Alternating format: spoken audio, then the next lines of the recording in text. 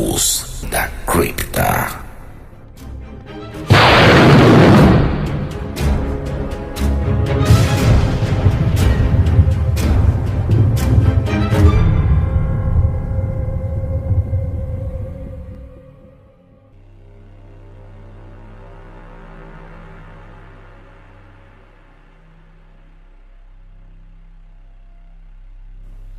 O detetive Queiroz tomava um conhaque numa tentativa de espairecer as ideias, pois ficava tenso e absorto diante de um caso sem solução. Detestava não saber o que fazer, enquanto um assassino fazia o que queria sem deixar rastros. A cada trovão, Queiroz se sentia dentro de um estúpido filme de terror, e a cada gole relembrava nitidamente a insólita cena do crime, onde a 7ª vítima jazia na manhã do dia anterior. A moça estava na cama, com metade do corpo pendendo ao chão.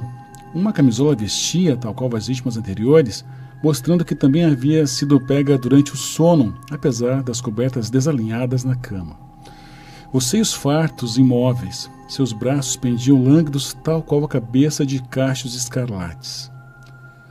A face serena parecia apenas dormir tranquilamente, se não fosse a pele morena empalidecendo aos poucos, e a confirmação pela perícia de relação sexual recente, confirmando também o mesmo modus operandi das outras 6 mulheres. O mistério é que a perícia após a autópsia realizada no mesmo dia havia mencionado morte por infarto, como se a artéria houvesse explodido durante ou após o coito. Entretanto, o mais estranho naquele caso era que os peritos constatavam a presença de relações sexuais, mas não havia rastros de fluidos corporais masculinos ou sequer digitais na pele das falecidas, sem mencionar que os quartos estavam sempre muito bem trancados pelo lado de dentro. Mais um gole amargo e rascante preencheu a boca do Queiroz. Quando ele ligou o rádio, enquanto se lembrou da insólita conversa que havia tido naquela mesma tarde, após a ligação de uma mulher que dizia ter informações relevantes sobre o caso. Inês, você me disse ao telefone que teria um possível suspeito para o caso do assassino dos lençóis? Sim, tenho, se o senhor mantiver a mente aberta. A artéria delas explodiu durante as últimas relações sexuais que mantiveram. Em todos os casos, aparentemente, as vítimas eram todas saudáveis, mas morreram com sintomas de parada cardíaca. Talvez seja exatamente as relações sexuais que as mate, Queiroz. Já pensou nisso? Algo que causa euforia, espasmos e reações corporais muito mais intensas do que uma cópula comum? Elas consumiram alguma droga antes ou durante, você diz? Cheguei a pensar nisso. Você acha que o tal assassino dos lençóis as drogou? Bom, estamos falando da droga mais antiga de todas, eu creio. Mais intenso o suficiente para causar um infarto, porém, nada que possa ser uma droga comum ou que uma autópsia localize. Assassino dos lençóis. Odeio como os repórteres brincam com a vida alheia, dando apelidos para as mortes sem solução. Mas o que você realmente pode saber que ajude a solucionar este caso, além das suposições que já pensamos, Inês? Bom, se confere em mim, creio de fato saber o que aconteceu com aquelas 7 mulheres. Talvez eu saiba quem as matou. Ora, se tem um testemunho com retrato falado, então vamos conversar em regime oficial, na delegacia. Não é tão simples, Queiroz. Já ajudei a prender um assassino investigado por você, mas desta vez não será tão fácil, pois suponho que não seja deste mundo. Como assim? Não é deste mundo? O que você está dizendo? O detetive indagava, perplexo, quando Inês colocou aberto sobre a mesa um livro antigo, pedindo para o homem ler onde ela apontava.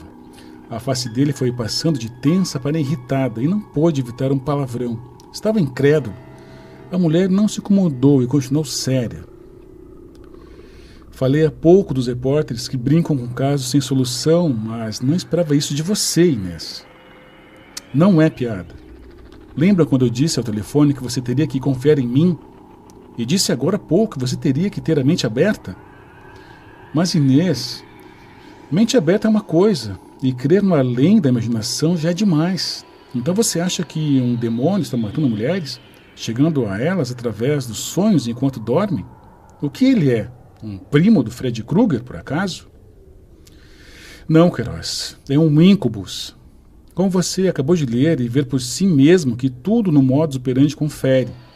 Tanto a morte por parada cardíaca, na verdade, consequência de um orgasmo intenso suficiente para matar e ser confundido com asfixia em algumas ocasiões. Quanto à relação sexual que consta no relatório do legista que você me passou, acontece porque ele manteve relações com elas até levá-las à exaustão e assim as matou. Inês falava séria, o que fez o detetive tentar se acalmar, pois por mais que aquela mulher parecesse narrar um romance de ficção, ela realmente acreditava no que dizia. Se você me falasse de um assassino que se baseia nesta lenda, eu veria coerência, mas um ente mitológico é uma crença irracional. Então, por que não há sinais de fluidos ou digitais de um homem de carne e osso, Queiroz? E por que as portas e janelas dos quartos das vítimas estão sempre trancadas? Porque ele deve utilizar luvas e um preservativo e ganhar a confiança delas para entrar. E como iria sair depois? Você me disse que 5 das 7 portas estavam trancadas pelo lado de dentro. Queiroz não soube o que dizer. E se fez um silêncio mais significativo e insólito do que um trovão o tivesse preenchido. Bom, entendo de ocultismo há tempo demais para ter certeza e saber lidar com essa situação. E você agora é o único que sabe desse segredo e da verdade sobre o caso. Você tem uma filha, não é? Estou aqui me expondo exatamente para que você não corra o risco de encontrá-la morta no quarto como aquelas mulheres. Olha, suposições malucas eu até tolero. E se não lhe respeitasse, pediria para procurar um psiquiatra. Mas colocar minha filha nessa história passa dos limites, Inês.